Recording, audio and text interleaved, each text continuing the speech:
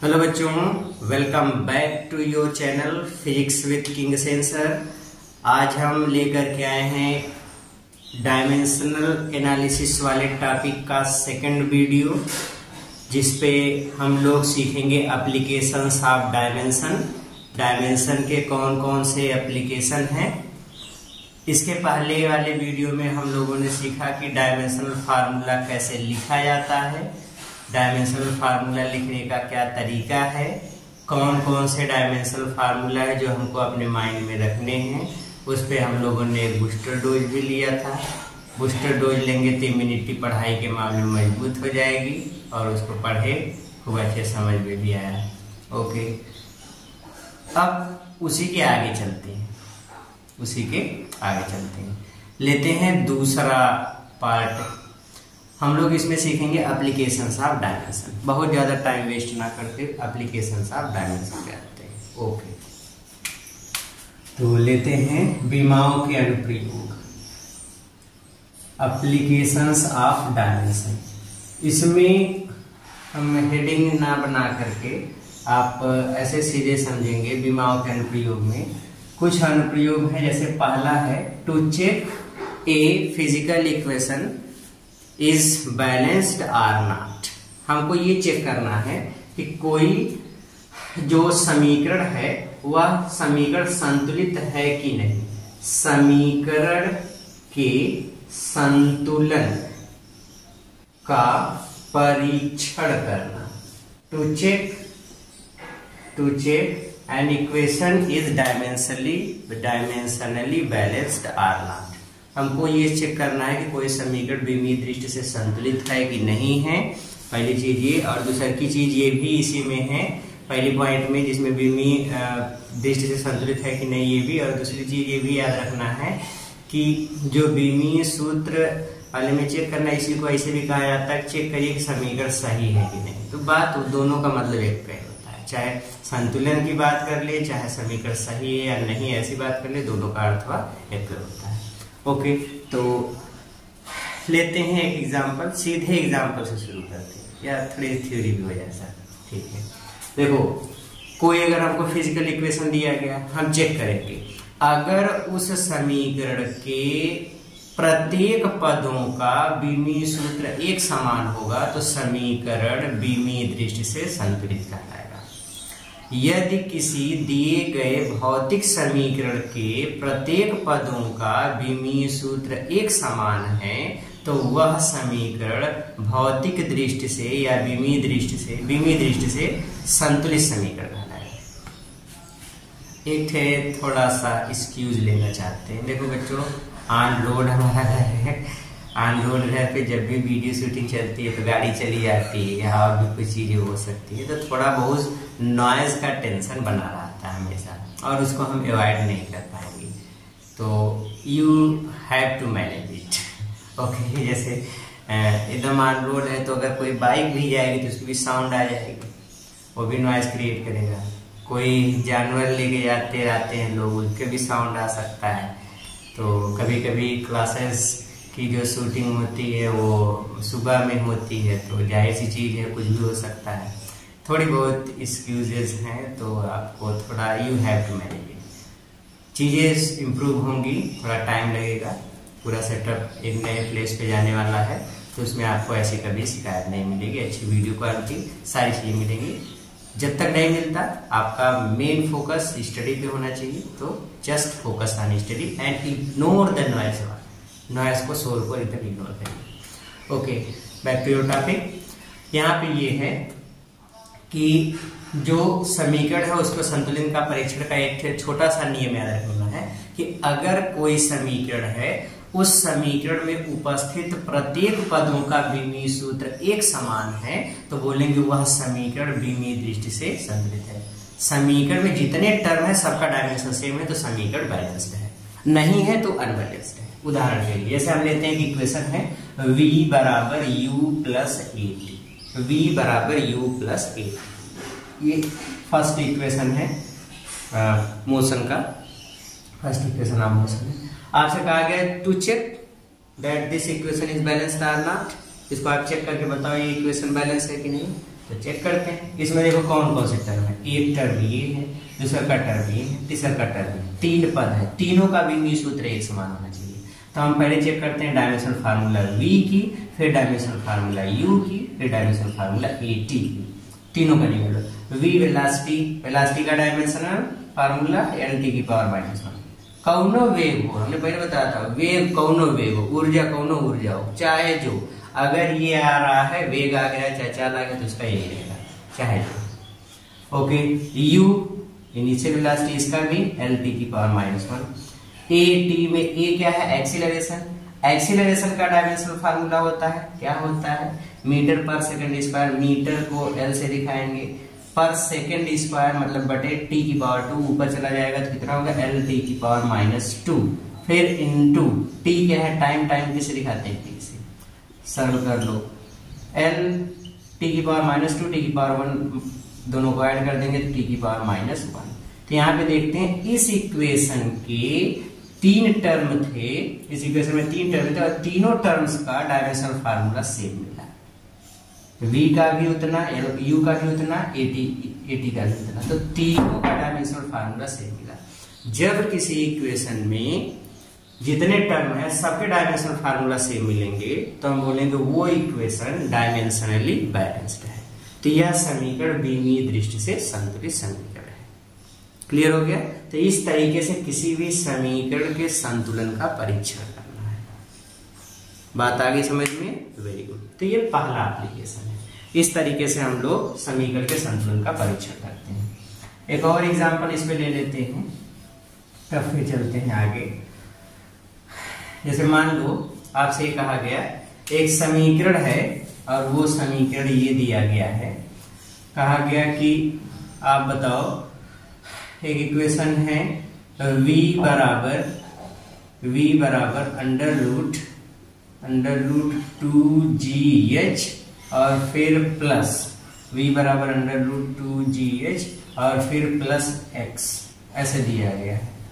आपसे कहा गया इस समीकरण के संतुलन का परीक्षण करो, जहां पे v फाइनल वेलोसिटी है, x additional velocity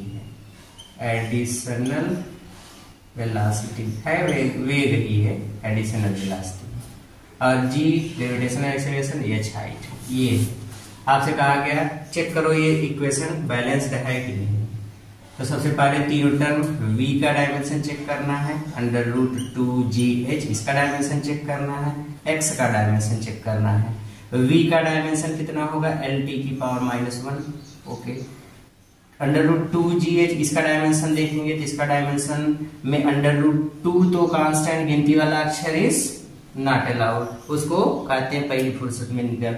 g gravitational acceleration, इसका LT की पावर -2, एक्सेलरेशन चाहे जो हो LT की पावर -2, h को L से लिखाएंगे इंटू L, और अंडर रूट है तो पावर 1/2, सिंप्लीफाई करो, L का L में मल्टीप्लाई होगा L स्क्वायर T की पावर -2 और ये हो जाएगा कितना, 1/2। ओके, तो अब इसका 1/2 का अंदर मल्टीप्लाई कर लेंगे तो कितना होगा, LT की पावर -1। ओके, ये हो गया। x एडिशनल वेलोसिटी है जिसका LT की पावर -1 ही होगा।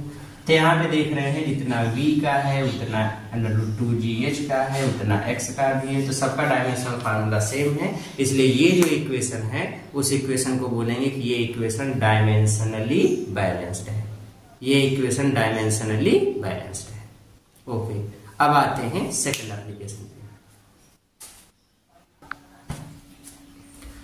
पे। दूसरा एप्लीकेशन है जो हम लोगों को सीखना है, ये है कि अगर कोई फिजिकल क्वांटिटी है तो उस फिजिकल क्वांटिटी को एक सिस्टम से दूसरे सिस्टम में कैसे चेंज करेंगे। एक भौतिक राशि को एक पद्धति से दूसरे पद्धति में बदलना, भौतिक राशि के मान को एक पद्धति से दूसरे पद्धति में कैसे बदलते हैं।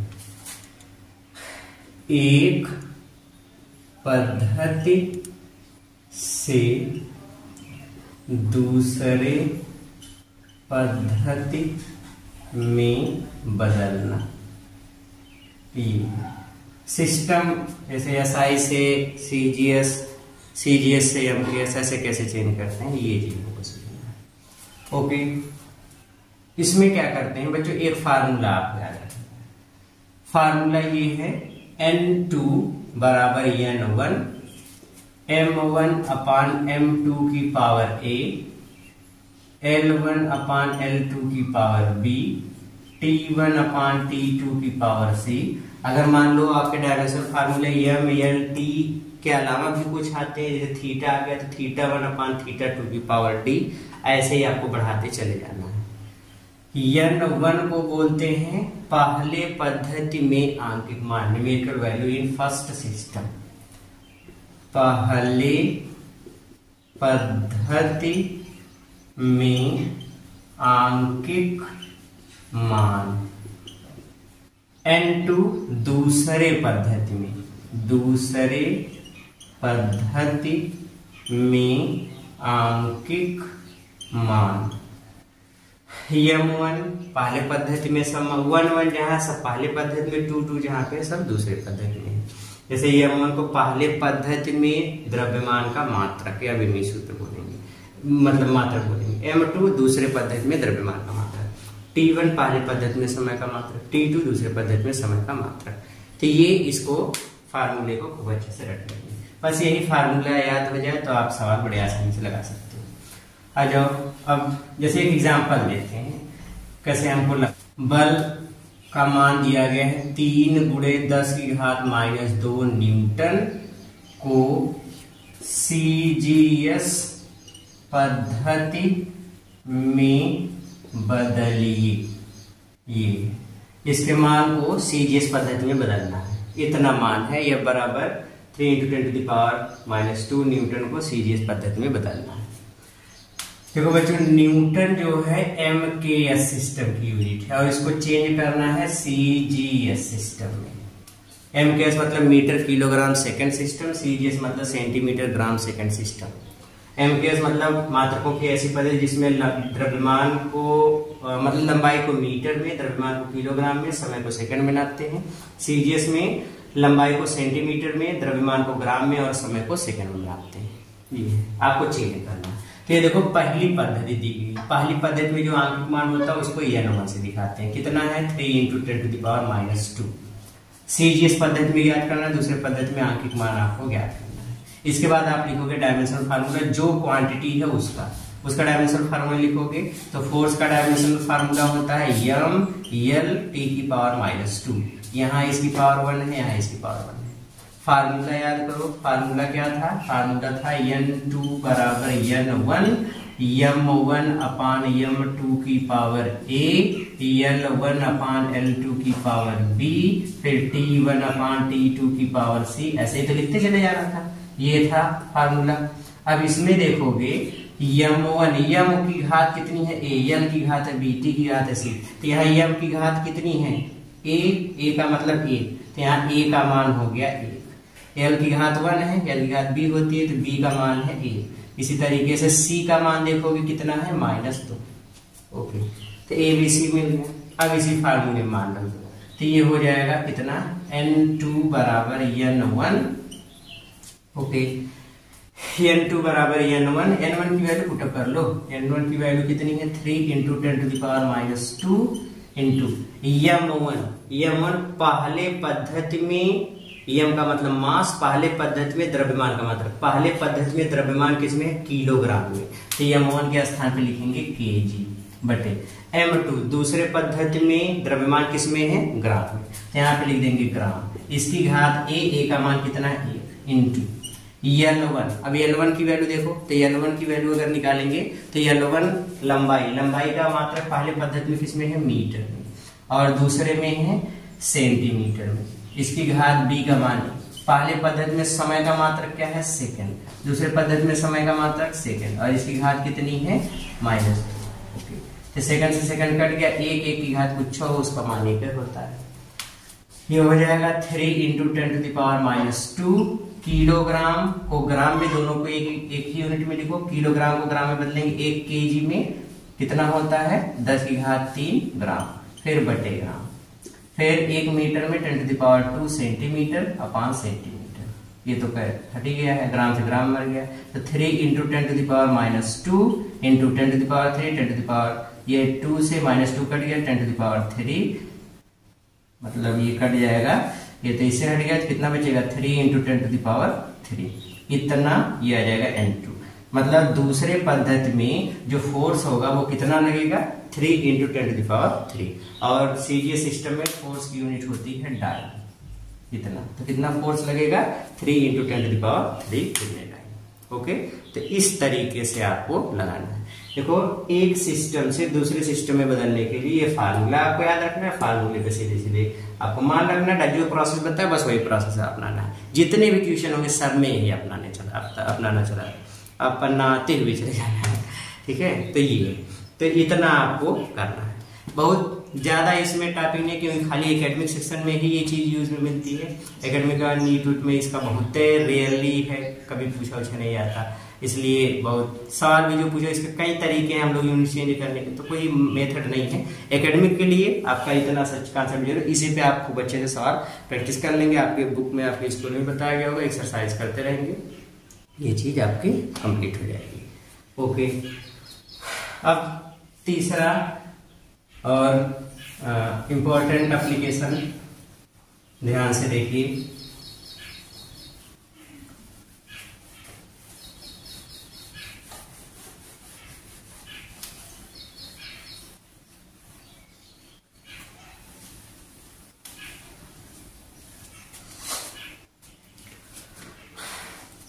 तीसरा एप्लीकेशन क्या है बच्चों? तीसरा एप्लीकेशन ये है कि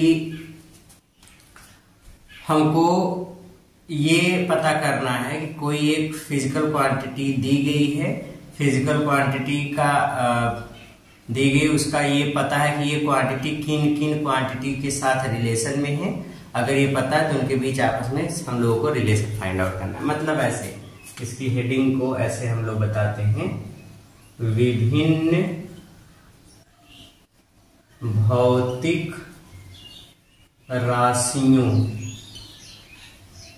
के बीच संबंध स्थापित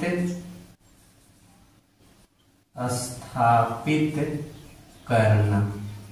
विभिन्न भौतिक राशियों के बीच संबंध स्थापित करना। देखिए, अगर हमको ये पता है कि कोई भौतिक राशि किन किन राशियों पर निर्भर करती है तो उनके बीच रिलेशन फाइंड आउट किया जा सकता है। एग्जाम्पल के लिए जैसे हमको ये कहा गया कि एक वस्तु पर लगने वाला बल वस्तु के द्रव्यमान और उसमें उत्पन्न त्वरण पर निर्भर करता है, तो हम बल का द्रव्यमान और त्वरण के साथ रिलेशन बना सकते हैं।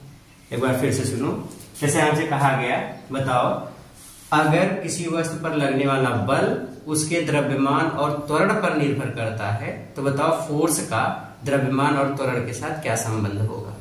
तो इसको हम लोग ऐसे लिखेंगे, क्योंकि फोर्स है, फोर्स किस पर निर्भर करता है? मास पर, तो मास लिख लो m। फोर्स निर्भर और किस पर करता है? एक्सीलरेशन, इसको लिख लो a। आप इसकी घातें मान लेंगे, मान लो इसकी घात m की घात x है, y की ये a की घात है y। आप घात कुछ भी ले सकते हो, यहाँ पे मेरे लिया मान लेते हैं कि फोर्स द्रव्यमान के x घात पर और त्वरण के y घात पर निर्भर करता है। अब जब दोनों डिपेंड करते हैं, f इस पर भी डिपेंड करता है इस पर भी, तो दोनों इक्वेशन को मिला करके लिख लो, f is directly proportional to m की पावर x इंटू a की पावर y। ओके, अब इसके बाद f बराबर, ये चिन्ह हटाओ तो एक डायमेंशन लेस कांस्टेंट जुड़ता है। कौन सा? Dimension less constant. Dimension less constant मान लो कि इसका कोई बीमा नहीं होता, m की पावर x इंटू a की पावर y। ये हमको एक इक्वेशन मिला। इतना आपको रिलेशन बनाना है। जब आपको ये पता हो कि कोई भौतिक राशि किन किन राशियों पर निर्भर करती है तो आपको इतना सा रिलेशन बनाना है, इतना आपको पता होना चाहिए। ये इसका समझो स्टेप फर्स्ट है। ओके, इसके बाद आपको क्या करना है? इसके बाद क्या करना है? दोनों पक्षों का बीमीय सूत्र लिखना है।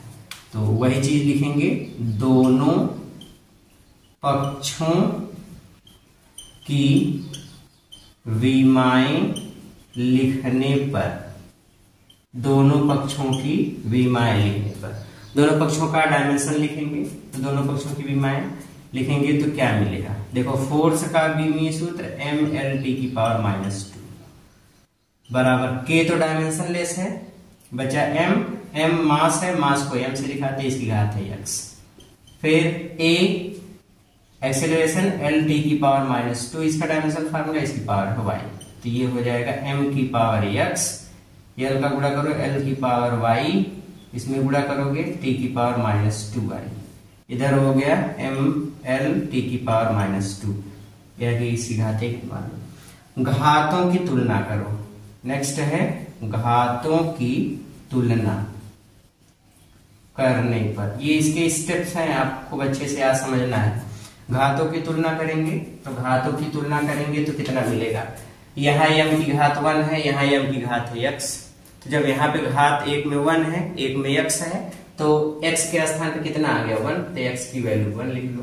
इसी तरीके से y की वैल्यू देखोगे तो चाहे यहाँ -2y बराबर -2 कर लो तो भी मिल जाएगा, यहाँ y की वैल्यू 1 कर लो तो भी मिल जाएगा। y की वैल्यू कितनी हो गई 1, x और y दोनों की वैल्यू जो घात होंगी उन्हीं की वैल्यू फाइंड आउट करनी है। वैल्यू मिल गई, समीकरण 1 में मान रख दो, तो समीकरण 1 से समीकरण 1 में मान रखोगे तो f बराबर k इंटू m की पावर 1 a की पावर 1, तो f बराबर k into m a, practically k की वैल्यू 1 होती है, सो f equals m into a।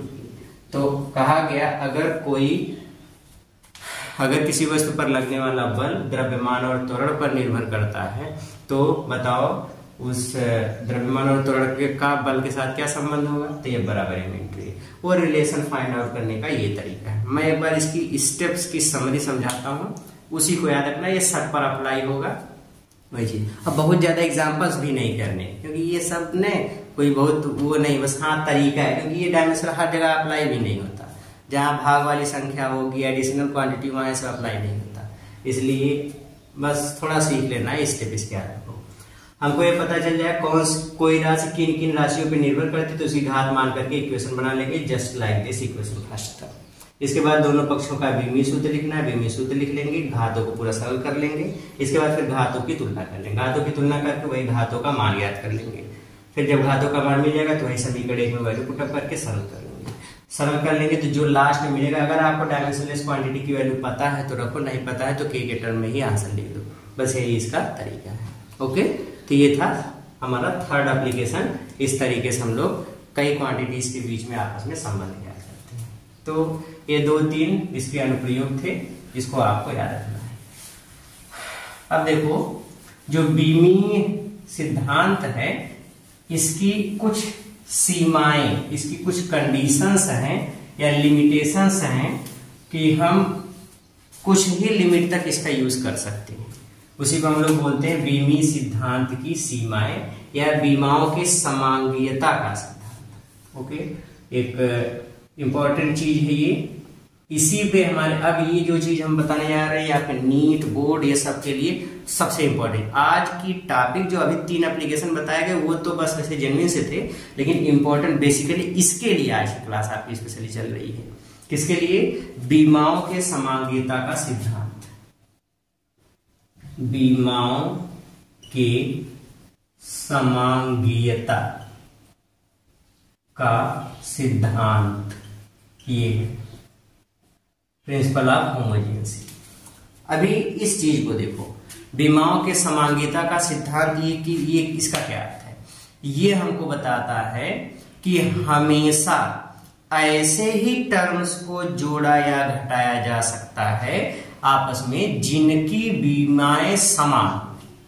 फिर से सुनो, हम जो बोल रहे हैं उस सेंटेंस पे फोकस करो। हम हमेशा ऐसी ही संख्याओं या भौतिक राशियों को आपस में जोड़ अथवा घटा सकते हैं जिनके बीमीय सूत्र या जिनकी बीमाएं समान। जैसे अगर द्रव्यमान है तो द्रव्यमान को द्रव्यमान से ही घटाया जा सकता है या द्रव्यमान को द्रव्यमान में ही जोड़ा जा सकता है। ऐसा नहीं कि द्रव्यमान को लंबाई में जोड़ दे। अब आपसे कोई पूछे 2 किलोग्राम में 3 मीटर जोड़ दे तो कितना होगा? ये कैसे? 2 किलोग्राम में 3 मीटर कैसे जोड़ देंगे, ये तो बड़ी समस्या है। या आपसे कहा गया कि 4 मीटर में 10 सेकंड जोड़ के बताओ, तो 4 मीटर में 10 सेकंड कैसे जोड़ेंगे?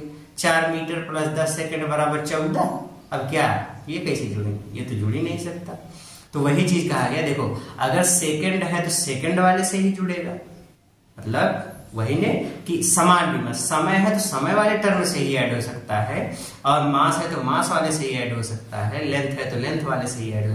हाँ, हमसे कहा गया 4 मीटर में 6 मीटर जोड़ो, 10 मीटर, 4 मीटर में 2 सेंटीमीटर जोड़ो, तब भी जोड़ सकते। सेंटीमीटर को कन्वर्ट कर लो मीटर में, या मीटर को सेंटीमीटर में कन्वर्ट कर लो, फिर जोड़ दो, तब भी जुड़ सकता है। मतलब सेम डायमेंशन, मतलब सेम क्वांटिटी, लेंथ है तो लेंथ से ही, मास है तो मास से ही, टाइम है तो टाइम से ही, ऐसे ही ऐड हो सकते हैं। ऐसा नहीं कि जिनकी विमीय सूत्र या जिनकी विमाएं समान नहीं है उनको भी ऐड कर सकते हैं, ऐसा नहीं है। तो हमेशा समान विमाओं वाले पदों को ही आपस में जोड़ा या घटाया जा सकता है। रिमेंबर, समान विमाओं वाले पदों को ही आपस में जोड़ा अथवा घटाया जा सकता है। बड़ी इंपॉर्टेंट चीज है। मैं इस सेंटेंस को लिख भी देता हूं, क्या है? समान विमा वाले पदों को ही परस्पर जोड़ा या घटाया जा सकता है, या घटाया जा सकता है। ठीक है, समान विमा वाले पदों को ही परस्पर जोड़ा या घटाया जा सकता है। ये जो सिद्धांत है इसी को हम लोग बोलते हैं विमाओं के समांगीयता का सिद्धांत। इसी पे हम लोगों को ज्यादातर सवाल लगाने हैं। ओके, अब आज इस टॉपिक पे हम जितने एक्सरसाइज बताएंगे खूब अच्छे से समझना। लेते हैं पहला क्वेश्चन। हमसे ये कहा गया, एक इक्वेशन दिया गया है वेग का, वेलोसिटी का एक इक्वेशन है, v बराबर a प्लस बी टी। क्या इक्वेशन है?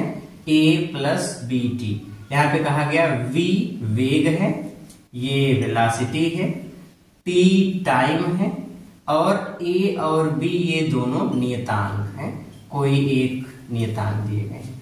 आपसे कहा गया इन नियतांकों में a व b की विमाएं बताओ, इसकी विमाएं क्या होंगी, प्लस इसका मात्रक क्या होगा। इसका मात्रक और विमीय सूत्र आपको पता करना है, कितना होगा। कैसे सॉल्व करेंगे सवाल, तो याद रखना है। क्या याद रखना है? देखो, पहली चीज याद रखना है कि अगर किसी भी समीकरण में हमको अननोन क्वांटिटी का डायमेंशन फाइंड करने के लिए कहा जाए, यूनिट फाइंड करने के लिए कहा जाए, तो आपको ये समझ में आ जाना चाहिए कि वो समीकरण संतुलित समीकरण होगा। क्या होगा? संतुलित समीकरण। मतलब ये समीकरण विमीय दृष्टि से संतुलित समीकरण है। यह समीकरण विमीय दृष्टि से संतुलित समीकरण है। क्या कहा? यह समीकरण विमीय दृष्टि से संतुलित समीकरण होगा। अगर समीकरण संतुलित है तो देखो, चूंकि समान पद वाले विमाओं को ही जोड़ा घटाया जा सकता है, मतलब जितनी a की विमा होगी उतनी bt की विमा होगी। a की विमा और bt की विमा, दोनों की विमा समान है, तभी आपस में जुड़ रहे हैं। ठीक है, और अब चूंकि संतुलित समीकरण है तो v की विमा भी समान होगी। मतलब हम ये कह सकते हैं जितनी v की विमा होगी उतनी ही a की विमा होगी, और उतनी ही bt की विमा होगी। bt की विमा, तीनों की विमाएं आपस में समान होंगी। ठीक है, तभी हम इसको आपस में जोड़े घटा पा रहे हैं। तो अब हम क्या करते हैं, एक रिलेशन ले लेते हैं, v की विमा और a की विमा। तो a की विमा निकालना है तो वो उसी के बराबर होगा। a की विमा किसके? v के बराबर लिखा जा सकता है, तो v के बराबर कर लो, v की विमा। अब a बराबर v की विमा, v वेग है तो इसका विमीय सूत्र lt की पावर -1। देखो a की विमा पता चल गई। अब a का पता चल गया, जितना a का होगा उतना bt का भी होगा, तो ऐसे लिख लेंगे bt की विमा बराबर, bt की विमा बराबर किसके? a की विमा। ठीक है, तो यहां से अगर b की विमा लिखेंगे तो b की विमा बराबर a की जितनी विमा है उसमें t इधर आएगा, भाग में हो जाएगा, बटे t की विमा। अब मान रख दो, तो b की बीमा बराबर a की बीमा कितनी आई है l t की पावर -1 और फिर बटे t की बीमा कितनी होती है t, इसको ऊपर ले जाओ तो ये हो जाएगा l t की पावर -2। कितना हो जाएगा l t की पावर -2, तो ये इसकी बीमा हो गई। अब देखो हमसे बीमी सूत्र पूछा गया तो बीमा तो पता चल गई, a की बीमा इतनी होगी और b की बीमा इतनी होगी। ठीक है, मात्रक क्या होगा तो यहाँ से मात्रक लिख लो। तो यहाँ से अगर मात्रक लिखेंगे l किसका सिंबल है लंबाई, लंबाई में अब हम एमकेएस सिस्टम में अगर लेते हैं, किसी भी सिस्टम में ले सकते हैं, आप एमकेएस में ले रहे हो तो एमकेएस में लिखो l लंबाई, लंबाई का मात्रक मीटर, t समय, समय का मात्रक सेकंड, इसकी घात -1। अब -1 को नीचे ले आओ तो मीटर पर सेकंड, मतलब ए का मात्रक क्या हो गया मीटर पर सेकंड। दूसरे में देखेंगे यहाँ पे तो लंबाई को किससे दिखाते हैं मीटर से और समय को सेकंड से, तो सेकंड की घात -2 या इसी को मीटर पर सेकंड स्क्वायर, कितना बोलेंगे मीटर पर सेकंड स्क्वायर। तो ए का मात्रक मीटर पर सेकंड और बी का मात्रक मीटर पर सेकंड स्क्वायर, मीटर पर सेकंड स्क्वायर। ओके, तो इस तरीके से आपको बीमीय सूत्र और मात्रक लिखने थे। क्लियर हो गया, वेरी गुड। एक और एग्जांपल लेते हैं, आ जाओ। This is the principle of homogeneity.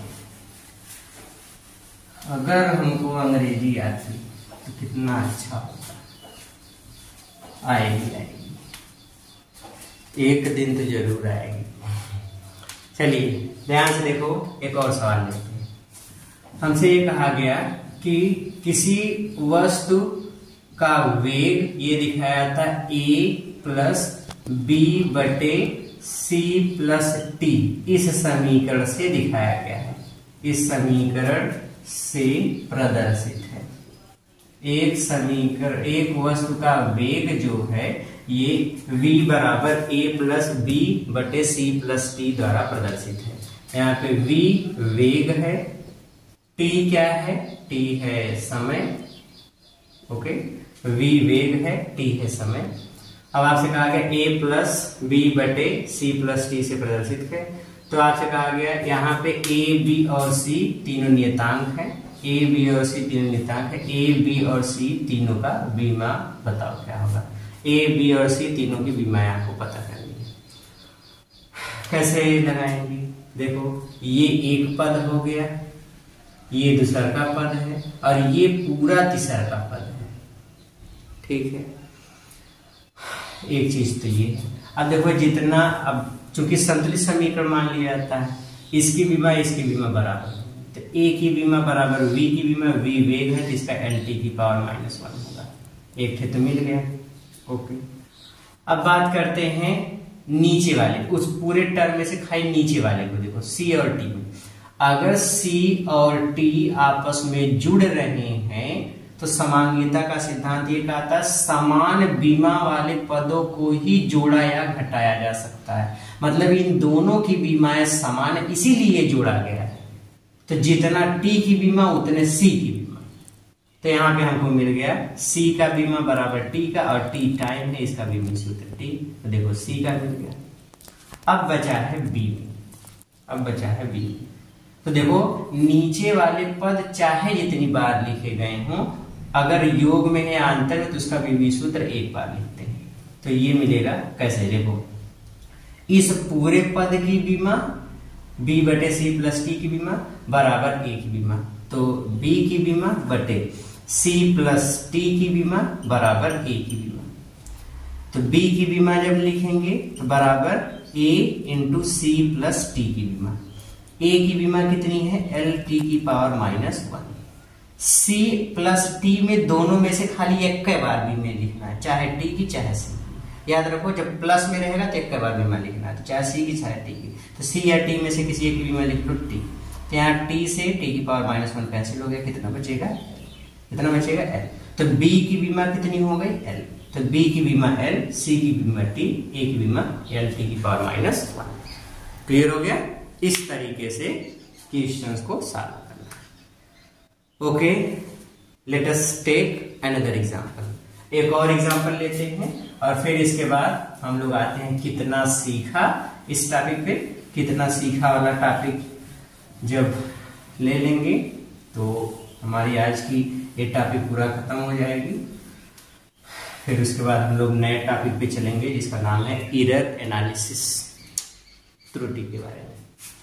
Okay, तो विमाओं के समांगिता के सिद्धांत पे एक और एग्जांपल लेते हैं। जैसे आपसे ये कहा गया, देखो दाब दिया गया है, प्रेशर P बराबर अंडर रूट x बटे y प्लस a। यहाँ पे हमको ये चीज दिया गया है, क्या चीज कहा गया है, ध्यान से देखो। P जो है ये दाब है, x और y दो नई क्वांटिटीज हैं, a जो है वो क्षेत्रफल है। ठीक है, आपसे कहा गया बताओ x और y की बीमाएं क्या होंगी, ये आपको फाइंड आउट करना है। x और y की बीमा क्या होगी, कैसे निकालेंगे?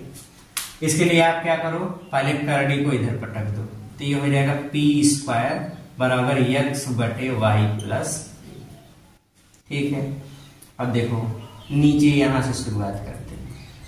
ठीक है, y प्लस a में देखो, अगर ये दोनों पद आपस में जुड़ रहे हैं तो समान बीमा वाले पदों को ही जोड़ा जा सकता है। तो y की बीमा बराबर a की बीमा, तो यहाँ से a की बीमा मतलब y की बीमा निकालोगे तो y की बीमा बराबर a की बीमा।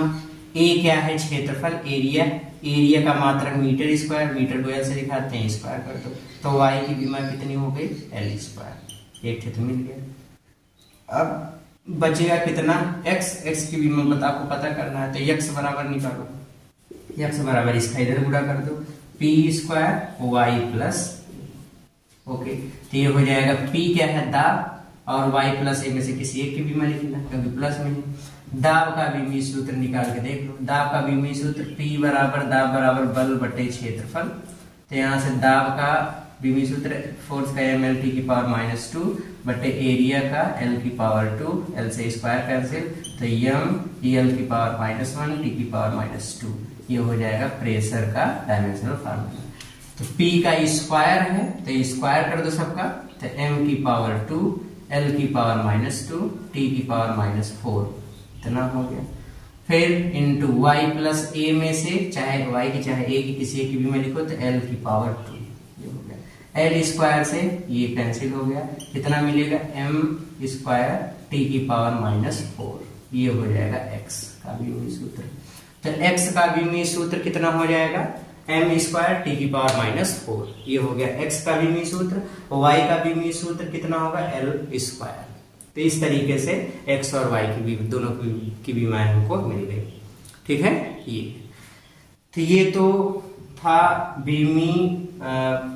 बीमाओं के समांगिता का सिद्धांत। यही वाली टॉपिक इंपॉर्टेंट है, इसी पे हम लोगों के ज्यादातर ट्यूशन वगैरह मिलते हैं। ठीक है, कंपटीशन में ज्यादातर ट्यूशन जो पूछे भी गए हैं वो इसी टॉपिक पे पूछे गए हैं।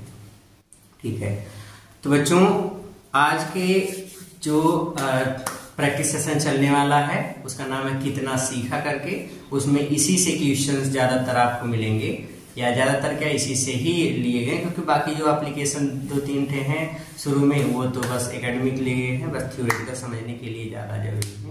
अच्छा, बीमाओं के सिद्धांत में कुछ कमियां भी हैं। कुछ कमियां ये हैं कि देखिए, हम कुछ कमियों के बारे में हम बता रहे हैं, ध्यान से इसी को कहते हैं बीमीय रीत की सीमाएं भी हैं, कमियां भी कहते हैं। क्या क्या है, पॉइंट वाइज समझो। पहला, हम इस सिद्धांत से जो त्रिकोणमितीय अनुपात वाले जैसे टर्म साइन का स्टैंड या चरघातांकी e की पावर x वाले जैसे पद है, इसका लाग वाले पद, इन सभी पदों की बीमीय सूत्र निकाल ही नहीं पाएंगे। और जब इनका बीमीय सूत्र निकाल नहीं पाएंगे तो जिस टर्म में साइन थीटा cos थीटा या e की पावर x या लाग वाला टर्म आएगा वो डेरिवेशन जब करेंगे तो बीमीय विधि से तो उसमें कभी मिलेगा ही नहीं। जैसे तीसरे वाला एप्लीकेशन जब हम लोग पढ़े थे विभिन्न भौतिक राशियों के बीच संबंध स्थापित करना, तो उसमें अगर हम ये रिलेशन बनाना चाहे इसमें लाग वाला टर्म आए, साइन वाला टर्म तो कभी नहीं आ सकता, ये चीज। दूसरी चीज कि समान जब भी हम लोग डेरिवेशन करते हैं तो खाली गुणनफल वालों का डेरिवेशन हो सकता है। गुणनफल वाले का डेरिवेशन विभिन्न भौतिक राशियों के बीच संबंध स्थापित करना है तो सब राशियां गुणनफल में हो या भागफल में तो ही उनके बीच हम रिलेशन बना सकते हैं। प्लस में है तो नहीं, जैसे v बराबर u प्लस at का डेरिवेशन डायमेंशनल मेथड से नॉट पॉसिबल। क्योंकि वहां बीच में प्लस आ गया। या माइनस वाला टर्म आ गया, वी स्क्वायर बराबर यू स्क्वायर माइनस 2gh, तो माइनस 2gh, अब इसका भी डेरिवेशन करना है तो नहीं कर सकते।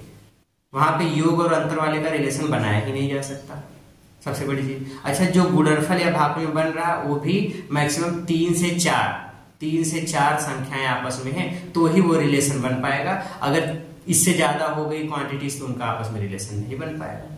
ये भी एक नई समस्या है। तो ये कुछ लिमिटेशंस हैं, बीमाओं में कुछ कमियां भी हैं, तो वो लिमिटेशंस हैं। इस लिमिटेशंस के बाहर हम लोग नहीं, मतलब इस की कुछ कमियां, इससे बाहर हम लोग कुछ नहीं कर सकते। ओके, तो ये आज का सेशन था। ये टॉपिक थी डायमेंशनल एनालिसिस। बहुत छोटी सी टॉपिक है, बहुत बड़ी टॉपिक नहीं है। और इसमें सबसे इंपॉर्टेंट चीज है डायमेंशनल फार्मूला लिखना, ये वाली चीज। और दूसरी चीज ये जो हमने बताया समांगीता का सिद्धांत, इसी पे क्वेश्चन आपको मिलते हैं। तो खूब अच्छे से प्रैक्टिस करते रहिए, पढ़ते रहिए। और प्रैक्टिस सेट में आज जो कितना सीखा मिलने वाला है ये बड़ा इंपॉर्टेंट होने वाला है। इसको खूब टाइम ले करके खूब अच्छे से आपको पूरा आंसर देना है। थोड़ा सा आज का लेक्चर लंबा भी होगा, कम से कम आधा घंटा 20 मिनट जो भी, और एक्स्ट्रा चले 1 घंटे से ऊपर भी होने वाला है। थोड़ा सा 10-20 मिनट एक्स्ट्रा भी जाएगा क्योंकि वो बड़ा इंपॉर्टेंट टॉपिक आज वाली है। तो इसलिए देखते रहिए, प्रैक्टिस सेट जरूरी है। जब तक प्रैक्टिस सेट को आप अटेम्प्ट नहीं करेंगे, नहीं देखेंगे वीडियो को, तब तक ये जान लीजिए कि प्रैक्टिस सेट को अटेम्प्ट किए बिना आपको कितना समझ में आया। क्योंकि सवाल से भी आप सीखेंगे, हर चीज का उद्देश्य बस खाली आपको सिखाना है। सवाल से भी वो नहीं करेंगे तो फिर ये तो थ्योरी सब बेकार हो जाएगी। ठीक है, तो उसको आपको सीखना है। ठीक है, पढ़ते रहिए, मेहनत करते रहिए। मिलते हैं एक नए टॉपिक के साथ, एक नए वीडियो में। तब तक के लिए all the very very very best. लेते हैं आज की जो भी चीजें अभी तक हम लोगों ने इस चैप्टर में सीखा, पूरी क्लास में सीखा, हो सकता है एक अच्छा सा प्रैक्टिस सेट जिसका नाम ही है कितना सीखा। भाई जो हम लोग पढ़े हैं उसमें अभी तक हम कितना सीख पाए हैं वही चीज हमको करना है। तो लेट्स स्टार्ट कितना सीखा जीवन, तो पहले चैप्टर का ये कितना सीखा जीवन वाले भी टॉपिक है। जीवन तो डायमेंशनल एनालिसिस जो टॉपिक थी उसी वाले पर वही चीज है। ओके, तो शुरू करते हैं। लेते हैं पहले क्वेश्चन को, देखते हैं पहला क्वेश्चन क्या है। क्वेश्चन नंबर 1, क्वेश्चन नंबर 1 में क्या चीज कहा है बच्चों? क्वेश्चन नंबर 1 में कहा है the velocity v of a particle is given in terms of time t as v equals at plus b upon t plus c. Dimensions of a, b and c are। ऊपर equation ये दे रखा है, ऊपर equation में ये दे रखा है कि v equals at plus b upon t plus 6। तो डायमेंशन में प्रिंसिपल ऑफ होमोजेनिटी या समांगीता का सिद्धांत ये कहता है कि हम केवल समान विमा वाले पदों को ही आपस में जोड़ घटा सकते हैं। अगर t और c ये दोनों एक दूसरे से जुड़े हुए हैं तो इसका अर्थ ये हुआ जितना t की विमा है उतना c की भी विमा है। तो c की विमा बराबर t की विमा, तो t की विमा अगर लिखेंगे dimension of t, so t की विमा किसके बराबर होती है? t टाइम है, तो t की विमा कैपिटल t। तो c की विमा किसके बराबर मिल गया? कैपिटल t के। अब यहाँ पे देखते हैं क्योंकि ये इक्वेशन भी बैलेंस इक्वेशन माना जाता है, तो जितना v की विमा होगी उतनी a t की होगी, उतना ही पूरे टाइम की होगी। मतलब a t की विमा और v की विमा बराबर है, तो a t बराबर किसकी? v की विमा। अब यहाँ पे आप a की विमा निकालो तो v बटे t इसको कर लो। अब v का डायमेंशन फार्मूला l t की पावर -1 और फिर बटे t का वैल्यू सूत्र t, इसको ऊपर ले जाओगे तो ये मिल जाएगा l t की पावर -2। तो डायमेंशन फार्मूला a का कितना हो गया? l t की पावर माइनस। अब रही बात c की, तो c वाले के लिए हम लोग ये लिखते हैं b upon t plus c। ये इसकी ये विमा किसके बराबर होगी? तो ये पूरे टर्म की विमा, इस पूरे टर्म की विमा, इस पूरे टर्म की विमा, इस पूरे टर्म की विमा, तीनों विमा समान है, तो इसकी विमा बराबर v की विमा हम लिख सकते हैं। तो बराबर v की विमा कर लो, तो यहाँ से b बराबर निकालेंगे तो v की विमा और फिर t प्लस c की विमा। वैसे जो प्लस में या माइनस में होता है उसमें किसी एक की विमा की वैल्यू आती है, हमने पढ़ा थी क्लास में, आपने भी देखा था। तो l t की power -1 into t plus c वाले में खाली t की विमा पहले चाहिए, विमा चाहिए तो विमा लिख देते हैं t। ओके, इसको मल्टीप्लाई कर लेंगे तो ये कैसे हो जाएगा? बचा कितना? l। तो b की विमा किसके बराबर हो गई? तो b की विमा बराबर हो गई l के। तो यहाँ से देखा a की विमा इतना, b की इतना और c की इतना, तो कौन सा आपको सही है? a की विमा l t की पावर -2, l t की पावर -2 जो इसमें है, b की विमा l और c की विमा क्लास नंबर 3 का करेक्ट आंसर। तो कौन सा आपको सही है? Option number 3।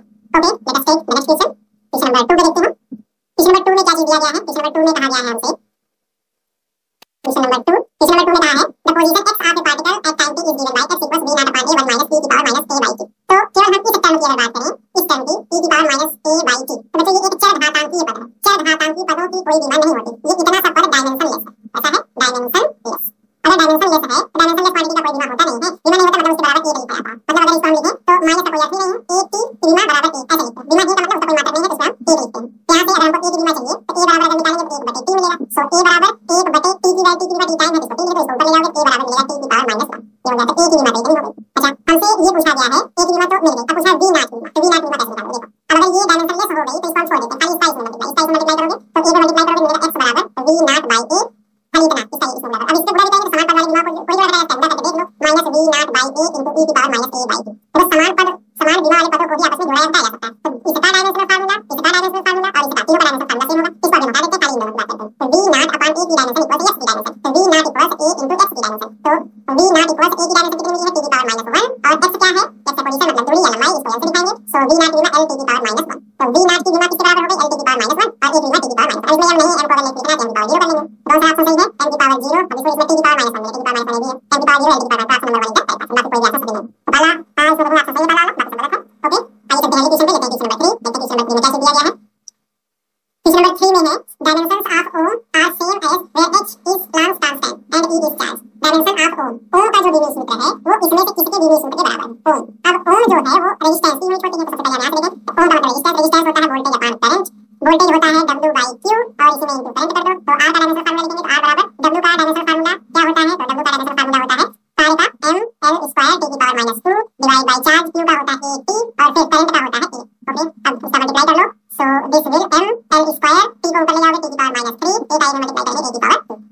डिस्टेंस r का डायमेंशन इतना होता है, r का डायमेंशन फार्मूला ये होता है। ओके, r का डायमेंशन फार्मूला हमको हमने कहा गया r का बिंदु सूत्र कितना, इनमें से किसके बिंदु सूत्र के बराबर होता है। ओके, तो सबसे पहले हम लोग देखते हैं अब इसमें, तो सबसे पहले आपको ये पता होना चाहिए कि प्लान कांस्टेंट की विमा कितनी होती है। तो हमने बच्चों थ्योरी क्लास में आपको दिखाया भी है, इस बात को प्लान कांस्टेंट की डायमेंशन होता है ml स्क्वायर t की पावर -1, ml स्क्वायर t की पावर -1, ये होता है प्लान कांस्टेंट की डायमेंशन फार्मूला। और e जो है वो चार्ज है, अगर ये चार्ज है तो चार्ज का डायमेंशन at होगा, चार्ज का डायमेंशन क्या होगा at। ओके, तो चार्ज का डायमेंशन h का डायमेंशन, ये दोनों डायमेंशन इस तरीके से होते हैं। अब इसमें कौन सा डायमेंशन इसके बराबर होगा, तो पहला h बाई e करके देखेंगे। h का मान कितना है ml स्क्वायर t की पावर -1 अपान, अब देखो अगर हम e की बात करेंगे at में क्या लिखना है, a स्क्वायर मतलब ये वाला समय चलेगा e स्क्वायर, देखो इसमें भी बटे में e है, लेकिन इससे कटल से तो नहीं है, बच्चे दूसरा और लिया। अब इन दोनों में से कौन सा सही है, अगर हम h का स्क्वायर कर लेते हैं तो h का स्क्वायर करने पे देखो h का स्क्वायर करने पे m बाई स्क्वायर मिलेगा, जबकि r वाले में m बाई स्क्वायर है नहीं, मतलब ये वाला भी नहीं सही है, बचेगा खाली ये दूसरा, तो दूसरा वाला सही होगा। इसको निकाल के नीचे कर लो, तो h का बिना इतना होगा, e स्क्वायर करोगे तो a स्क्वायर t स्क्वायर हो जाएगा, इसको ऊपर ले जाओ तो m l स्क्वायर, t को ऊपर ले जाएंगे तो t की पावर -3, a को ऊपर ले जाएंगे a की पावर -2। तो ये देखो डायमेंशन दोनों सेम मिल रहा है, और ये किसका बिंदु सूत्र है h बाई e स्क्वायर का, इसका डायमेंशन फार्मूला ये है, इसलिए कौन सा सही होगा ऑप्शन नंबर 2। थोड़ा सा लॉजिकली सोचेंगे इसमें तो पीछे आसान होगा। Okay, let's stay with question number 3, sorry 4, question number 4 पे चलते हैं। क्वेश्चन नंबर 4 में क्या चीज कहा है, क्वेश्चन नंबर 4 में कहा हमसे if f force length l and current I and time t are taken as base then the dimension of epsilon naught r। जो ऐसे क्वेश्चन देखो नीट एग्जाम में बहुत पूछे जाते हैं, बहुत ज्यादा डायमेंशन पे ऐसे क्वेश्चन पूछना बड़े स्वाभाविक बात है। इसमें आपको एक थोड़ा सा तरीका पता होना चाहिए, और वो तरीका कौन सा है, तरीका ये है कि आपको ये चीज समझ आनी चाहिए कि जिसका डायमेंशन फार्मूला जिसके बारे में पूछा गया है उसको हम लोग एक रिलेशन बना देंगे। जैसे देखो एप्सिलॉन नॉट का बिंदु सूत्र पूछा, एप्सिलॉन नॉट बराबर लिखेंगे, तो किसके किसके डिपेंड करता है, देखो ये के टर्म में लिखना है l के i और t, तो इसे सबको गुणनफल जरूर लिखेंगे, l i t, ये सबको एक टर्म में लिखो, सब की घात मान लो, या की घात a मान लो, a की घात b मान लो, i की घात c मान लो, और इसके t की घात d मान लो, इसको मान लो इक्वेशन नंबर 5। तरीका बता रहे हैं, जिसका बिंदु सूत्र लिखना है उसको बराबर करो, जो जो टर्म है उसकी घात abcd ऐसे मान लो। अब क्या करो, दोनों पक्षों का डायमेंशन फार्मूला, एप्सिलॉन नॉट का डायमेंशन फार्मूला क्या होता है, एप्सिलॉन नॉट का डायमेंशन फार्मूला पूरी क्लास में बताया गया है, इसीलिए ये सारी चीजें बताई गई थी ताकि आपको वो याद कर लेना। तो कुछ इंपॉर्टेंट चीजें हैं उसको आपको हमेशा याद रखना है। एप्सिलॉन नॉट का डायमेंशन फार्मूला होता है इसके बराबर m की पावर -1 l की पावर -3 t की पावर 4 a की पावर 2, ये किसका डायमेंशन फार्मूला है बच्चों, एप्सिलॉन नॉट का, बराबर f का डायमेंशन फार्मूला क्या होता है m l t की पावर -2। ओके, अब l का बिंदु सूत्र l भी हो गया, और i का बिंदु सूत्र a हो गया, और टाइम का बिंदु सूत्र t है। अब सबकी घात लिखो, इसकी घात a है तो हर जगह a कर दो, यहाँ भी a हो जाएगा, ये भी a हो जाएगा, ये भी घात b है तो यहाँ b कर दो, ये भी घात c है, c कर दो, यहाँ पे d है तो d कर दो, सबको ऐड कर लो। तो सबको ऐड करोगे तो m की घात a है तो a मिलेगा, l की घात यहाँ a यहाँ b है तो l की घात कितना मिल जाएगा a प्लस b, फिर t की घात -2 है और यहाँ पे d है तो -2a प्लस b, ये मिल गया। अब देखो m l t b की जगह बचा है a की पावर c है, तो c कर लो, यहाँ पे देखो कितना है m की पावर -1 l की पावर -3 t की पावर 4 a की पावर 2, कितना हो गया। ओके, अब आप क्या करो, दोनों पक्षों की घातों की तुलना करो, अब पावर के कंपैरिजन करो, पावर के कंपैरिजन करेंगे a की पावर कितना, a का स्थान m की पावर a है, m की पावर -1 है, मतलब a की वैल्यू किसके बराबर हो गई -1, तो मान लिया। इस तरीके से a प्लस b l की पावर a प्लस b है, l की पावर -3 इसका स्थान -3 लिखो, a की value -1 plus b equals -3, so b equals -2, तो b की वैल्यू कितनी आ जाएगी -2। ओके, अब b की वैल्यू मिल गई, तो अब यहाँ पे देखते हैं a की वैल्यू c है, तो c की वैल्यू a के अरे c a की घात याद रखो, c की वैल्यू ठीक है, मिल गया। b वाले में देखो -2a प्लस b, t की घात कितनी है 4 है, 4 कर दो, -2 into a की वैल्यू है -1 प्लस b इक्वल्स 4, तो d की वैल्यू कितनी मिल जाएगी यहाँ से, तो d की वैल्यू कितनी हो गई 2। देखो हमको सब की वैल्यू मिल गई abcd, अब abcd का मान इसी में रखो, तो यहाँ से समीकरण में मान रखोगे तो sin नॉट इक्वल्स f की घात a, a का मान कितना है -1, फिर l की घात b, b का मान कितना है -, फिर i की घात c, c का मान कितना मिला है 2, फिर इसके बाद t टाइम और t की घात d है, d का मान कितना मिला है 2, f की पावर -1 l की पावर -2 i की पावर 2 और t की पावर, ये वाला ऑप्शन सही होगा। तो ये इसका आंसर है, तो कौन सा ऑप्शन इसमें सही होगा, पहला वाला दूसरा वाला तीसरा वाला ऑप्शन सही है, और ये वाला ऑप्शन गलत है। एप्सिलॉन नॉट का डायमेंशन फार्मूला ये मिलेगा। ओके, ये तरीका है अगर आपको फंडामेंटल क्वांटिटीज के टर्म में डायमेंशन फार्मूला लिखना है तो ये बच्चों याद रखो, बहुत अच्छा तरीका है, इस तरीके से हमारा सवाल कभी नहीं हो सकता, इतना दिमाग हो गया तो इस चीज को शांत करते हैं, ये तरीका हमेशा रखो। डायमेंशन फार्मूला लिखो, डायमेंशन फार्मूला मतलब पहले जिसका बिंदु सूत्र लिखना है, जिसके पद में लिखना है, जल्दी पहले हाथ मान लो, फिर डायमेंशन फार्मूला दोनों पक्षों का abcd का मान लिया करो, फिर घात का मान याद रखो, डायमेंशन फार्मूला मिल गया। Okay, so let us take the next question, आगे चलते क्वेश्चन नंबर 5 पे। क्वेश्चन नंबर 5 क्या है, the dimensions of e square upon 4 pi epsilon hc में e h और c are electric charge, electric permittivity, Planck constant and velocity of light in vacuum respectively. तो आपसे कहा गया इस पूरे फार्मूले का बिंदु सूत्र निकालना है, जबकि e चार्ज है, epsilon not free permittivity of free space, Planck constant और c स्पीड ऑफ लाइट। कुछ डायमेंशन फार्मूला मैं अभी यहाँ पे लिख रहा हूँ, इसको तुरंत देखो अच्छे से नोट कर लेंगे। ये देखो एप्सिलॉन नॉट का डायमेंशन फार्मूला हम अभी भी इसके पहले ही क्वेश्चन में भी हम लोग पढ़े थे। एप्सिलॉन नॉट का डायमेंशन फार्मूला क्या होता है, m की पावर -1 l की पावर -3 t की पावर 4 a की पावर 2, एप्सिलॉन नॉट का बिंदु सूत्र है। प्लांक कांस्टेंट h का डायमेंशन क्या होता है, h का डायमेंशन आप हमेशा याद रखो m l की पावर 2 t की पावर -1, तो प्लांक कांस्टेंट का डायमेंशन फार्मूला, चार्ज का डायमेंशन फार्मूला q का क्या होता है 8, ठीक है। तो दो तीन चीजें आप हमेशा दिमाग में रखो। अब यहाँ पे हमको जिसका डायमेंशन फार्मूला फाइंड आउट करना है वो है e square upon 4 pi epsilon not into hc। 4 पाई तो कांस्टेंट की नेगेटिव वैल्यू है, अब हमारे सर्विस में इसको छोड़ दो, बचेगा e स्क्वायर, e मतलब चार्ज, चार्ज का स्क्वायर, तो चार्ज का एक ही होता है, इस बार करोगे e square t square divide by epsilon not कितना होता है m की पावर -1 l की पावर -3 t की पावर 4 a की पावर 2, ये हो गया। अब ये प्लांक कांस्टेंट का लिखोगे तो m l स्क्वायर t की पावर -1 कितना हो गया, c स्पीड ऑफ लाइट इसका l t की पावर -1 कितना हो गया। कुछ टर्म कैंसिल होंगे, जैसे देखो e स्क्वायर से e स्क्वायर कैंसिल होगा, t स्क्वायर से यहाँ ये कैंसिल करोगे तो t स्क्वायर बचेगा, लेकिन t की पावर -1 t की पावर -1 ये दोनों इसमें कैंसिल हो जाएंगे। अब देखो l स्क्वायर और यहाँ l, इन दोनों का गुणा करोगे l क्यों कर लेना, -3 कर लेना, m की पावर -1 m की पावर मतलब सब कुछ कट गई, सब कट गया तो बचेगा कितना m की पावर 0 l की पावर 0 t की पावर 0, कोई टर्म बचा नहीं। तो इसमें कौन सा डायमेंशन फार्मूला सही होगा, इसमें तीनों की पावर 0 मतलब option number 1 is the right answer. Okay, चलते हैं अगले क्वेश्चन पे, लेते हैं क्वेश्चन नंबर 6। देखते हैं क्वेश्चन नंबर 6 क्या है।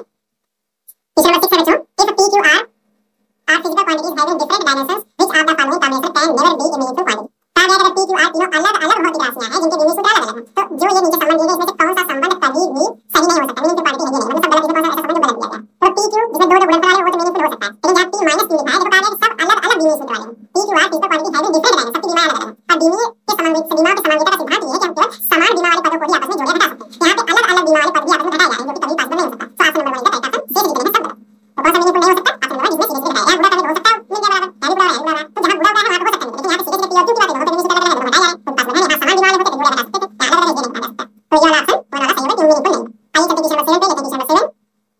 क्वेश्चन नंबर 7 में क्या कहा है? क्वेश्चन नंबर 7 में कहा force F and density D are related as the dimensions of S F equals alpha बटे beta plus under root D, then find the dimension of alpha। आपको अल्फा का value निकालना है, बहुत इजी क्वेश्चन है। अब इसमें देखो दोनों आपस में ऐड हो रहे हैं, तो ऐड करिए दोनों के डायमेंशन समान होंगे। तो बीटा की डायमेंशन किसके बराबर होगी? Under root density D। तो बीटा इक्वल्स डेंसिटी का बीमी सूत्र लिखेंगे, तो डेंसिटी होता है मास अपॉन वैल्यू, तो m l की पावर -3 और इसकी पावर यहाँ पे देखेंगे इसकी पावर अंडर रूट है, पावर मतलब 1/2 अंडर रूट 1/2 1/2 का मल्टीप्लाई कर दो, तो m की पावर 1/2 l की पावर -3/2। ये हो गया बीटा की डायमेंशन। अब लिखा है कि फोर्स बराबर, अब देखो ये पूरा एक टर्म है, इस पूरे टर्म की और फोर्स की दोनों की डायमेंशन सेम है। तो दोनों की डायमेंशन जिसमें भी ऐसा रिलेशन मिलता है तो मान लेते हैं समीकरण बैलेंस है, तो बैलेंस समीकरण दोनों के बीमी सूत्र यहाँ पे सेम होंगे। हम लिख सकते हैं alpha upon beta plus under root D, इसकी डायमेंशन किसके बराबर होगी? फोर्स के। यहाँ से अल्फा की डायमेंशन किसके बराबर होगी? Force into beta plus under root D के। तो फोर्स की डायमेंशन ml t की पावर -2 और इसमें हमने बताया सारे जो यहाँ पर की बीमा लिखते हैं, बीटा की बीमा लिखते हैं किसके बराबर है? m की पावर 1/2 l की पावर -3/2। अब पावर आपस में ऐड हो जाएगा, m की पावर 1 और 1/2 अगर डिवाइड कर देंगे तो m की पावर 3/2 ये हो जाएगा। l की पावर 1 है यहाँ -3/2 है, तो इधर जाएगा m की पावर -1/2 t की पावर माइनस, तो ये हो जाएगा अल्फा का डायमेंशन फार्मूला। इस तरीके से सही है। कौन सा तो सही है? 1/2 वाला नहीं, ये भी गलत हो गया, m की पावर 3/2 यहाँ प्लस में है, तो ये गलत हो जाएगा, m की पावर 3/2 m की पावर -1/2 t की पावर -2। ऑप्शन नंबर 3 का करेक्ट ऑप्शन, ये वाला ऑप्शन सही होगा। ओके, चलते हैं अगले क्वेश्चन पे, लेते हैं क्वेश्चन नंबर 8। देखते हैं क्वेश्चन नंबर 1 में क्या कहा है। क्वेश्चन नंबर 1 में कहा है बच्चों, if force F, acceleration A and time t are chosen as the fundamental physical quantities, find the dimension of energy।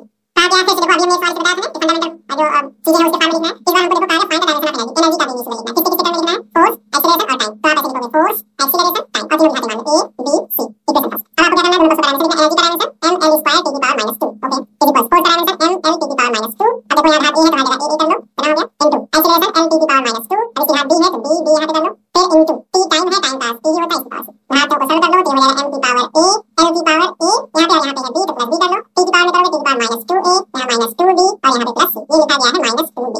सो तब में कितना होगा? और यहाँ पे इधर कितना है? ml स्क्वायर t की पावर -2। अब घातों की तुलना करो, a के स्थान पे कितना है? 1, तो a की वैल्यू 1 हो गई, तो a प्लस b l की पावर इतना है, l की पावर 2 कर लो, a का मान 1 लिखोगे तो b की वैल्यू कितनी आ जाएगी? 1, ठीक है, a भी मिल गया। अब यहाँ पे मान लो c की वैल्यू मिल जाएगी तो -2a -2b plus c equals t की पावर -2 कर लो, ये हो जाएगा -2a का मान लिखोगे कितना होगा? b की वैल्यू लिखोगे तो -2 ही होगा प्लस c इक्वल्स -2, तो ये इससे कैंसिल हो गया, c की वैल्यू आ जाएगी। तो इस तरह से c की वैल्यू मिल गई, तो a का मान 1, b का मान 1, c का मान 2, a मान इक्वेशन फर्स्ट में लिख दो, इसलिए एनर्जी इक्वल्स f की पावर 1 a की पावर 1 और t की पावर 2। तो डायमेंशन फार्मूला हमको क्या मिल जाएगा? f a t की पावर 2 f a t की पावर 2 f a t की पावर। ऑप्शन नंबर 1 का राइट आंसर। नीट में पूछा गया क्वेश्चन है, इस समय पूछा गया था 2021 2021 का question.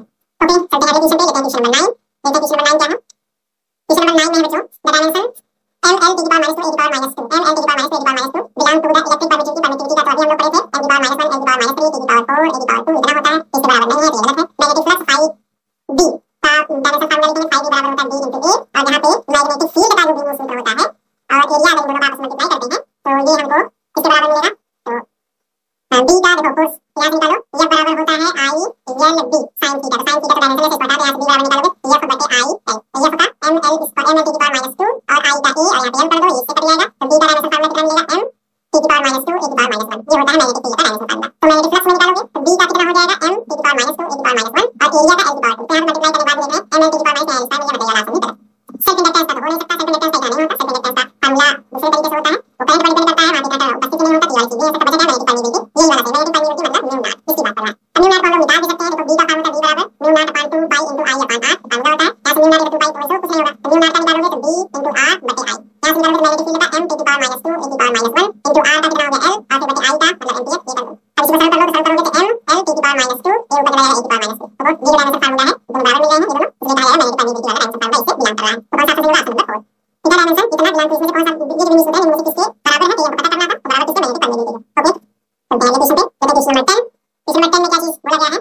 If force F, velocity and time t is are taken as fundamental unit, then the dimension of mass। फिर से वही चीज आ गया, मास का इस बार डायमेंशन फार्मूला लिखना है, किसके टर्म में लिखना है? फोर्स के टर्म में, वेलोसिटी के टर्म में, टाइम के टर्म में। इसकी बात ये मान लो, इसकी बात ये मान लो, इसकी बात लेसन फर्स्ट। फोर्स का लिखो डायमेंशन फार्मूला ml t की पावर -2 और जगह a लिख दो और वेलोसिटी का l t की पावर -1, इसकी बात b होती है, यहाँ जगह b लिख दो, ऐसे b रहने दो, ये हटा दो, फिर t की पावर c है, t की पावर c ऐसे रहने दो, ये हो जाएगा m की पावर a, l की पावर किसके बराबर हो जाएगा? l की पावर a और यहाँ पे b है तो a प्लस b और t की पावर -2a - b प्लस इसके बराबर इधर क्या है m, तो m की घात 1 है, a का मान तो a मिल गया, एक मिल गया। अब यहाँ वाला टर्म है कि घात 0 होगी, तो घात 0 मतलब a प्लस b बराबर 0, सो b इक्वल्स -1, तो b की वैल्यू कितनी हो जाएगी? -1, ये हो गया। बचा है t वाले में तो -2a - b plus c equals, अब t वाला टर्म मिलेगा, t की घात 0 बराबर 0 कर दो, a का मान 1 है तो -2 - 1 और प्लस c इक्वल्स 0, सो c इक्वल्स माइनस में b की वैल्यू -1 है,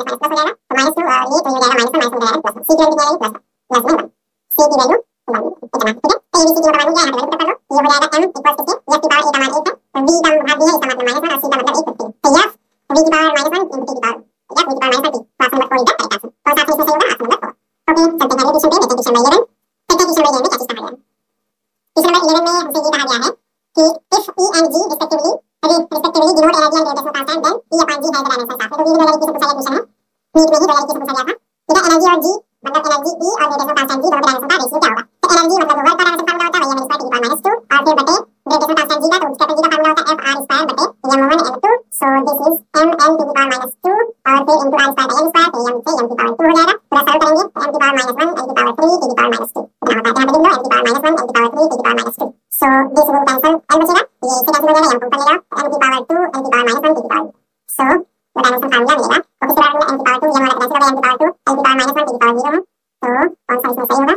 अगर इसमें देखेंगे तो m l स्क्वायर, सो कौन सा ऑप्शन सही होगा क्वेश्चन नंबर 11 में? तो m की पावर 2 l की पावर -1 यहाँ बच्चों t की पावर 0 रहेगी, ऑप्शन नहीं मिस्टेक है, ठीक है। तो ऑप्शन नंबर 4 वाला सही है, ठीक है। तो थोड़ा सा हमारे सिस्टम में ये सब सेटअप करने वाले हैं, थोड़ा सा मिस्टेक हुआ है, तो यहाँ पे option number 4 is the correct option. यहाँ पे ये 0 t की पावर, ओके। अब हम जानते लेते हैं e टाइम स्क्वायर की पावर -2 g टाइम की पावर -1 l की पावर 3 और t की पावर -2, ये भी सही है। सॉल्व कर लिया, l स्क्वायर से कैंसिल हो जाएगा, ये से कैंसिल हो जाएगा, करेक्ट है। तो कौन सा ऑप्शन सही होगा? Option number 4 is the correct answer. Okay, let us take the next question. Question number 12 और इसके बाद फिर लास्ट क्वेश्चन, ओके। तो क्वेश्चन नंबर 12 में क्या है? डायमेंशंस ऑफ स्ट्रेस को हिंदी में बताते प्रतिबल बराबर होता है बल बटे क्षेत्रफल, फोर्स अपॉन एरिया। तो फोर्स का m l t की पावर -2 और एरिया का l की पावर 2, तो से ये कैंसिल हो जाएगा, so this is m l की पावर -1 t की power -2, this is the correct answer. तो कौन सा ऑप्शन सही होगा? लास्ट में तो हो ही नहीं सकती, m l t m लिखा नहीं हो सकता, ये वाला ऑप्शन सही नहीं गलत है, option number 3 is the correct answer. ये 2020 से पूछा गया क्वेश्चन, नीट 2020 में, ओके। चलते हैं अगले क्वेश्चन पे और लास्ट क्वेश्चन होगा ये बच्चों आज के वीडियो का, ओके। अब लास्ट क्वेश्चन ये आप लोगों के लिए होमवर्क है, ठीक है। If energy E velocity v and time t are chosen as the fundamental quantity, the dimension formula of the surface tension will be। अभी आप लोगों के लिए होमवर्क है, ये देखो नीट 2015 में पूछा गया क्वेश्चन है, इसको खुद से सॉल्व करोगे और बताओ कौन सा ऑप्शन सही है, कमेंट करेंगे कौन सा ऑप्शन सही है। वैसे मैं बता दूं, एनर्जी का डायमेंशन फार्मूला होता है m l स्क्वायर t की पावर -2, वेलोसिटी का होता है l t की पावर -1 एंड टाइम का होता है केवल t।